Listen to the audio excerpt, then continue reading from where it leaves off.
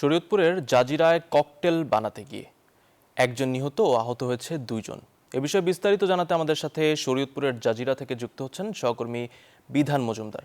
বিধান, বিস্ফোরণের বিষয়ে কি তথ্য আছে আপনার কাছে, আমাদের জানাবেন। সামাদ, আমার পেছনের চিত্রটা যদি একটু দেখাই তাহলে বোঝা যায় আসলে বিস্ফোরণের ঘটনাটা ছিল কতটা ভয়াবহ এবং শক্তিশালী।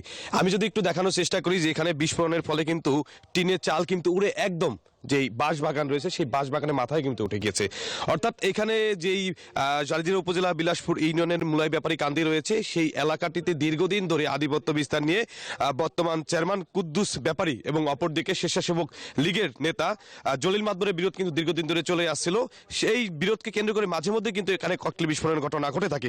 তো গতকাল রাতেই কিন্তু এখানে একটি ভয়াবহ বিস্ফোরণের ঘটনা ঘটে। অর্থাৎ এখানে পুলিশ সূত্রে যতটুকু জানতে পেরেছে এখানে যে কুদ্দুস ব্যাপারীর বাড়ির পাশে একটি বসত বাড়ি রয়েছে যেটি মূলত সাগর ব্যাপারীর বাড়িতে, সেই বাড়িতে কিন্তু ককটেল বানানোর সময় কিন্তু এখানে বিস্ফোরণের ঘটনা ঘটে।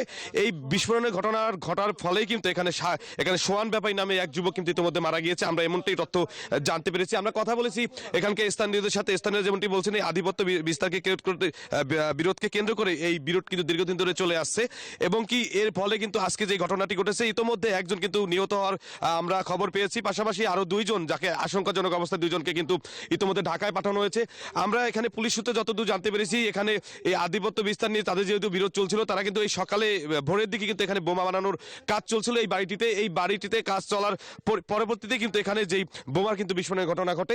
এতে করে কিন্তু এখানে একটু অদূরে একটি ক্ষেতে জমিতে কিন্তু এখানে যেখানে সোহান ব্যাপারী নামে এক যুবকের মরদেহ পড়ে থাকতে দেখেন। পাশাপাশি দুইজনের কথা কিন্তু জানিয়েছে, তাদের কিন্তু ইতিমধ্যে ঢাকায় রেফার করা হয়েছে, তাদের অবস্থা কিন্তু গুরুতর এমনটাই কিন্তু তারা বলছেন। আমরা সব মিলে কথা বলেছি এখানকার প্রশাসন যেমনটি বলছিলেন যে তারা কিন্তু ইতিমধ্যে যে মরদেহটি রয়েছে সোহান ব্যাপারী সেটি কিন্তু উদ্ধার করে তারা ময়নাতদন্তের জন্য পাঠিয়েছে।